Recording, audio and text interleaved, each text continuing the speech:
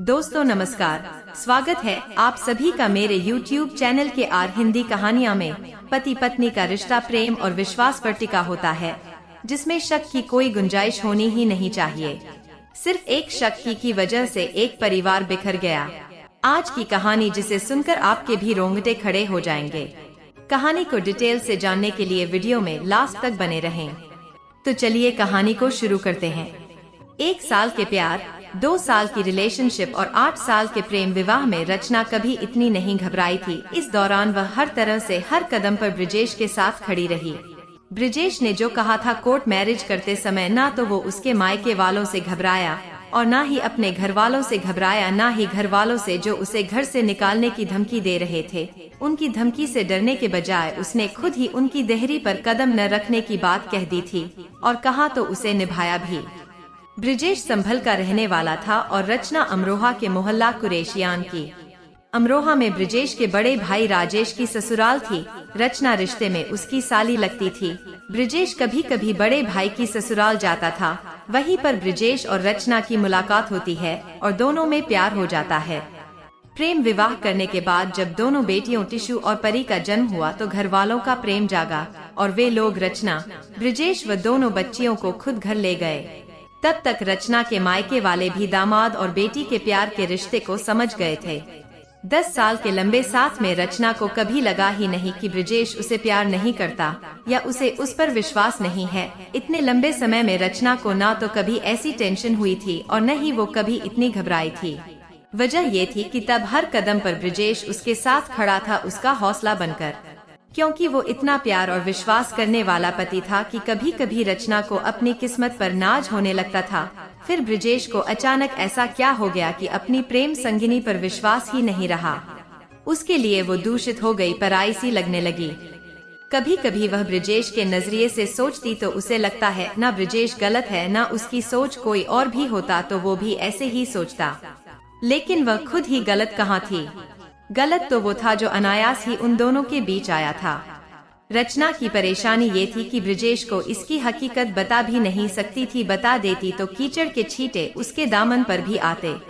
संभल के मोहल्ला डेरा सहाय का रहने वाला ब्रिजेश करीब 8 महीने पहले मुरादाबाद आया था।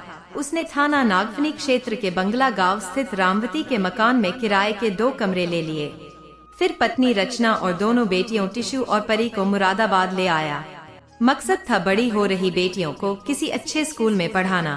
ब्रिजेश ने खुद पीतल के एक बड़े कारखाने में नौकरी ढूंढ ली, जहां बनी चीजें एक्सपोर्ट होती थी। बड़े शहर में आकर रचना भी खुश थी और दोनों बेटियां भी। उन्हें खुश देखकर ब्रिजेश उनसे भी ज्यादा खुश रहता था। ब्रिजेश सुबह काम पर जाता तो अंधेरा घिरने तक ही लौटता। रचना दिन भर बच्चियों को पढ़ाने संभालने और घर के कामों में लगी रहती। देखते देखते हंसी खुशी से 2-3 महीने गुजर गए। इस बीच रचना और दोनों बच्चियां मकान मालकिन रामवती से भी घुल मिल गई थी। सब कुछ ठीक चल रहा था कि एक दिन रामवती का पोता सौरभ अपनी दादी से मिलने आया। सौरभ नाबालिग था लेकिन ज्यादा बातें करने वाला था। सौरभ ने रचना को देखा तो उसकी खूबसूरती उसके दिल में उतर गई। दादी ने पोते का परिचय रचना से करा दिया। वो रचना से मीठी मीठी बातें करके उससे नजदीकी बढ़ाने की कोशिश करने लगा। रचना उसे बच्चा समझकर उससे वैसे ही बातें करती। नजदीकी बढ़ाने के लिए सौरभ रचना की दोनों बेटियों से भी घुल मिल गया और रचना को भाभी कहने लगा था। सौरभ नाबालिग था बच्चों की तरह, उसके दिमाग में क्या है रचना न तो जानती थी न जान सकी थी। जो भी हो, इसके बाद सौरभ हर हफ्ते दादी से मिलने आने लगा। आता तो रचना और उसकी बेटियों से मिलता भी और ढेर सारी बातें भी करता, कभी रामवती के सामने तो कभी उसके पीछे। सौरभ मकान मालिक का पोता है, यह सोचकर रचना हंसती भी उससे बातें भी कर लिया करती। एक दिन सौरभ ने कहा, भाभी आप मुझे बहुत सुंदर लगती हो, क्या मैं आपकी एक फोटो ले सकता हूँ?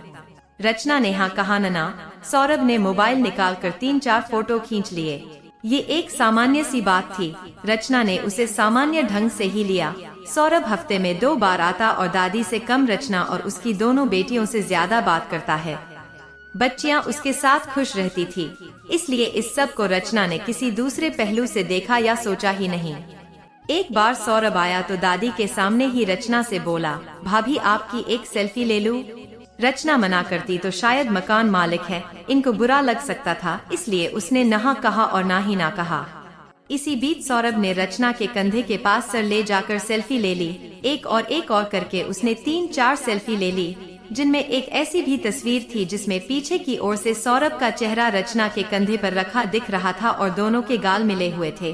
बाद में उसने वो सेल्फी रचना को दिखाई तो वो उसे डिलीट करने को कहने लगी, लेकिन सौरभ ने ऐसा नहीं किया। फिर वो अपने घर चला गया। सेल्फी ऐसी भी नहीं थी कि उसे लेकर परेशान हुआ जाए। रचना परेशान बिल्कुल भी नहीं हुई, लेकिन घर जाकर सौरभ ने जब उस सेल्फी को बार बार देखा तो उसे लगा कि अब तो वह जवान हो गया है। पल भर में उसका किशोर उम्र वाला दिमाग जवानी के पाले में जा खड़ा हुआ। दिमाग में उसी तरह की खुराफात वाली बातें भी आने लगे। उसे लगा रचना वाली सेल्फी उसके पास एक ऐसा हथियार है जिसके बूते पर वह उसे मन चाहे ढंग से झुका सकता है। पर रचना पूरी कोशिश करेगी कि सेल्फी उसके पति के सामने ना जा पाए। सौरभ ने जैसा सोचा वैसा किया भी। उसने रचना को फोन करना शुरू कर दिया। पहले सामान्य सी हंसी मजाक, फिर प्रेम प्यार की बातें और फिर वो उससे अश्लील बातें करने लगा। रचना को बुरा लगा तो उसने सौरभ को डांट दिया और फिर से फोन न करने को कहकर फोन डिस्कनेक्ट कर दिया। सौरभ एक दिन शांत रहा, लेकिन अगले दिन फिर फोन कर दिया। रचना ने उसे समझाया, तुम अभी बच्चे हो, ऐसी बेवकूफी भरी बातें मत करो, नहीं तो मुझे तुम्हारी दादी से शिकायत करनी पड़ेगी। वो कहने लगा, भाभी ये हम दोनों के बीच की बात है, दादी इसमें क्या करेगी। बात दादी तक गई तो वो तुम लोगों को मकान से निकाल देगी, क्योंकि मैं सच थोड़े थोड़ी ही बोलूंगा। तुम पर उल्टा इल्जाम लगा दूंगा कि तुम मुझे फंसा रही थी, मैं नहीं माना तो मेरे ऊपर ऐसा इल्जाम लगा रही है। सौरभ की बात सुनकर रचना डर गई। वो सोचने लगी, ये औरत होने की सजा है या विश्वास करने की। एक किशोर से स्नेह पूर्वक बात करना क्या इतना घातक है। दादी का वार खाली गया तो रचना ने पति के नाम का हथियार इस्तेमाल करते हुए उसकी जुबान पर ताला डालने की कोशिश की। ठीक है, मैं आज ही तुम्हारे भैया से कहूँगी, वही तुम्हारा दिमाग ठीक करेंगे। रचना की बात सुनकर सौरभ हंस पड़ा। देखो और जरा सोचो, अगर मैंने ये सेल्फी ब्रिजेश भैया को भेज दिया तो क्या होगा। सौरभ ने सेल्फी रचना को भेज दी। रचना सेल्फी वाले वाकये को भूल चुकी थी, लेकिन उसने सौरभ की भेजी सेल्फी देखी तो कांप कर रह गई। ब्रिजेश उसे देख लेता तो उस पर ही इल्जाम लगाता। वह सोच भी नहीं सकती थी कि एक 17 साल का किशोर इतना शातिर भी हो सकता है। उसकी परेशानी ये थी कि सौरभ मकान मालकिन का पोता था। बात बढ़ती तो वो उसी का पक्ष लेती और उन्हें मकान खाली करने को भी कह सकती थी।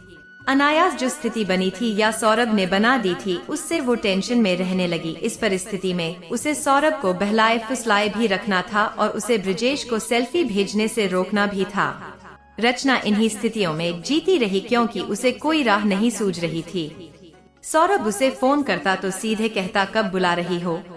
अब उसने रचना को भाभी कहना भी बंद कर दिया था। यह सब चल ही रहा था कि 23 मार्च 2020 को लॉकडाउन की घोषणा हो गई। ब्रिजेश का काम पर जाना बंद हो गया, वह घर में रहने लगा। रचना हर समय डरी डरी सी रहने लगी थी। उसका डरना स्वाभाविक था। फिलहाल उसे जिस बात का डर था वही हुआ। सौरभ ने फोन किया। रचना को अलग जाकर फोन सुनना पड़ा।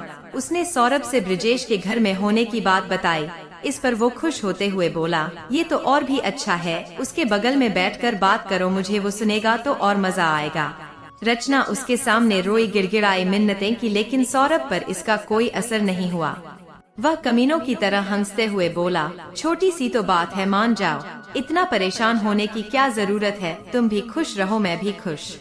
रचना बात करके कमरे में आई तो ब्रिजेश ने पूछा, किससे बात कर रही थी। जल्दी में कुछ नहीं सूझा तो रचना ने कह दिया, मायके से फोन था, उनसे तो मेरे सामने भी बात कर सकती थी। रचना ने सॉरी कहकर बात तो खत्म कर दी, लेकिन ब्रिजेश उसके चेहरे को देखकर समझ गया कि कहीं कुछ तो गड़बड़ है। उसने मन ही मन उस गड़बड़ का पता लगाने की ठान ली। फिर एक दिन सौरभ अचानक घर आ गया। ब्रिजेश घर में था। रचना की रूह कांप गई। उसे लगा कि आज सौरभ का मुंह जरूर खुलेगा। खैर सौरभ ने ऐसा कुछ ही नहीं किया और वापस चला गया। ब्रिजेश पता तो नहीं लगा पाया, लेकिन जब रोज रोज सौरभ के फोन आने लगे तो उसे पूरा यकीन हो गया कि रचना का किसी के साथ चक्कर जरूर है। पिछले 12 सालों में वह इतनी टेंशन में कभी नहीं रही थी। पति को वो सफाई देती, कस्में खाती, लेकिन वो मानने को तैयार नहीं था। अगर वो सब कुछ सच बता भी देती तो सेल्फी वाला फोटो उसका दुश्मन बन जाता। नतीजा यह हुआ कि ब्रिजेश का शक बढ़ता ही गया। वो रोजाना शराब पीता और मन में भरा हुआ गुबार रचना पर निकाल देता। वह गलियां खाती थी, पिटाई सहती, लेकिन ब्रिजेश उसकी सफाई सुनने को तैयार नहीं था। 17 साल के सौरभ ने रचना की बसी बसाई गृहस्थी में आग लगा दी थी। आग लगाए ही नहीं, रोज उसे हवा भी देता रहा। महीना भर से ज्यादा समय तक यही चलता रहा। जब रचना पूरी तरह टूट गई, बात बर्दाश्त के बाहर हो गई, तो एक दिन उसने ब्रिजेश को सच्चाई बता दी। ब्रिजेश ने उसकी बात पर यकीन किया या नहीं ये अलग बात है, पर उसने रचना से कहा तैयार हो जाओ, थाने चलते हैं। रचना और ब्रिजेश थाना नागफनी गए और लिखित तहरीर दे दी। तहरीर लेकर थानेदार ने कह दिया बाद में देखेंगे। पति पत्नी मुंह लटकाए वापस लौट आए। बात जहां थी वहीं रह गई। वही शक, वही संदेह और वही लड़ाई झगड़ा मारपीट। रचना ब्रिजेश को जितनी सफाई देती समझाती, वो उसे उतना ही गलत समझता। 20 जून 2020 को शनिवार था। उस दिन ब्रिजेश रचना से खूब लड़ा, इतना ज्यादा कि रचना को अपनी जिंदगी बेकार लगने लगी। कोई रास्ता नहीं सूझा तो उसने अपनी कलाई की नस काट ली। किसी पड़ोसी ने इसकी सूचना बंगला गांव पुलिस चौकी को दी। चौकी इंचार्ज राम प्रताप सिंह मौके पर आए और उन्होंने रचना को जिला अस्पताल में भर्ती करा दिया। इससे रचना की जान बच गई। राम प्रताप सिंह को लगा कि पति पत्नी के झगड़े का मामला है, इसलिए उन्होंने दोनों को समझाया, उन्हें उनकी बच्चियों का वास्ता दिया, साथ ही दोनों को सीधे घर जाने को भी कहा। 21 जून 2020 को सुबह 8 बजे ब्रिजेश दोनों बेटियों टिशु और परी को वहां से थोड़ी दूर पर रहने वाले अपने मौसेरे भाई प्रमोद के घर छोड़ आया। वापसी में वो सल्फास की गोलियों का पैकेट भी लाया था। आते ही उसने रचना से कहा, मैं अब जीना नहीं चाहता हूँ। तूने मेरे साथ जो विश्वासघात किया है मैं बर्दाश्त नहीं कर पा रहा हूँ। मेरे पीछे खूब मौज मस्ती करना। ब्रिजेश ने जेब से पैकेट निकाला तो रचना ने उसके हाथ से वो पैकेट छीन लिया और बोली, गुनहगार मैं हूँ तो मुझे ही मरना चाहिए, तुम्हें नहीं। बच्चियाँ अभी छोटी हैं, उन्हें कौन संभालेगा। ब्रिजेश रचना से पैकेट लेने की कोशिश करता है। इससे पहले ही उसने पानी की बोतल उठाकर 4-5 गोलियां गटक ली। पैकेट फर्श पर पड़ा देखा ब्रिजेश ने उठाया और वह भी पानी से 3-4 गोली निकल गया। इस बीच बेड पर गिरी रचना के मुंह से झाग निकलने लगे थे। ब्रिजेश भी फर्श पर फैल गया था। ब्रिजेश और रचना के बीच महीनों से विवाद चल रहा था। उनके लड़ने की आवाजें पड़ोसी भी सुनते थे। उस दिन भी दोनों में खूब विवाद हुआ था। जब अचानक दोनों की आवाज आनी बंद हो गई तो आस पड़ोस के लोगों को अनहोनी होने का डर लगा। उन्होंने जाकर कुंडी खटकाई तो गिरते पड़ते ब्रिजेश ने अंदर से कुंडी खोली। अंदर का हाल देखकर लोग समझ गए कि दोनों ने जहर खाया है। लोगों ने पुलिस को सूचना दी। पुलिस उन्हें हॉस्पिटल ले गई। डॉक्टरों ने अपनी ओर से पूरी कोशिश की, लेकिन रात आते जाते रचना ने दम तोड़ दिया। इस दौरान संभल से ब्रिजेश के बड़े भाई और घर वाले आ गए, लेकिन प्रेम कथा में फंसा ये पेंच कैसे पीछे रह पाता। अगले दिन दोपहर होते होते ब्रिजेश ने भी दम तोड़ दिया। उसी शाम पुलिस ने पोस्टमार्टम के बाद रचना और ब्रिजेश की लाश उनके घर वालों को सौंप दिया, जिनका उन्होंने उसी शाम लालबाग श्मशान घाट में अंतिम संस्कार कर दिया। शवों को मुखाग्नि ब्रिजेश के भतीजे ने दी। इस बीच पुलिस ने फोरेंसिक टीम को मौके पर बुलवाकर जांच कराई। जांच का सारा काम सीओ राजेश कुमार की देखरेख में हुआ। पुलिस ने आस पड़ोस के लोगों से पूछताछ की, लेकिन अंदर की कहानी कोई नहीं जानता था। उसी रात ब्रिजेश के बड़े भाई राजेश ने थाना नागफनी जाकर तहरीर दी, जिसमें सौरभ को ब्रिजेश और रचना को आत्महत्या के लिए मजबूर करने का दोषी बताया। इस शिकायत पर थाना नागफनी के प्रभारी सुनील कुमार ने सौरभ के खिलाफ आईपीसी की धारा 306 के तहत केस दर्ज कर लिया। अगले दिन सौरभ को गिरफ्तार कर लिया गया। जांच के लिए उसका मोबाइल फोन भी बरामद कर लिया गया। रचना का मोबाइल पहले ही पुलिस के पास था, जो घटना स्थल से मिला था। पूछताछ के बाद सौरभ को अदालत में पेश करके जेल भेज दिया गया। दूसरी ओर 8 साल की टिशु और 4 साल की परी माँ और पिता के लिए बराबर रोए जा रही थी। उनके ताऊ राजेश और बुआरी माँ उन्हें समझा रहे थे कि माँ बीमार है, अस्पताल में है, और पापा मम्मी के लिए दवाई लेने गए हैं। लेकिन ऐसी बातों से बच्चों को कब तक बहलाया जा सकता था। उन्हें ये भी तो पता नहीं था कि उनके मम्मी पापा इस दुनिया में नहीं रहे। सच तो ये है कि बच्चियां ये तक नहीं जानती कि इंसान मरता कैसे है और क्यों। फिलहाल ब्रिजेश के बड़े भाई राजेश टिशु और परी को अपने साथ ले गए। दोस्तों, इस कहानी को सुनाने का उद्देश्य किसी का दिल दुखाना नहीं है, किसी को परेशान करना नहीं है, बल्कि आपको जागरूक करना है और आपको सचेत करना है, ताकि आप लोग सतर्क रहें और सावधान रहें।